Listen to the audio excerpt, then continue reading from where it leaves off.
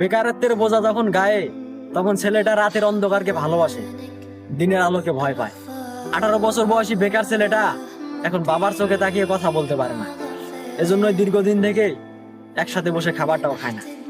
এক সময় স্বপ্ন দেখতো, আর এখন স্বপ্ন দেখায়। বাস্তবতার ধাক্কায় জীবন কতটা পরিবর্তন হয় একমাত্র 18 বছর বয়সী বেকার ছেলেটাই শেখায়। ঘরের বেকার ছেলেটা ঝোল হিসেবে বাবার শরীরে রক্ত পান করে, আর ভাত হিসেবে বাবার শরীরে মাংস চিবায়। হঠাৎ করে নিজের কাঁধে দায়িত্ব দেখে হতাশায় পড়ে যায়। বয়সন্ধিকালে শারীরিক পরিবর্তন ঘটে, বইয়ের মাধ্যমে আমাদের শেখানো হয়, তবে জীবন পরিবর্তনের গল্প কেন উল্লেখ হয়নি?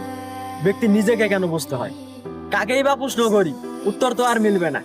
তবে তোমরা ছোট যারা রয়েছো, বেকারত্বকে হেয়ালি মনে করো না।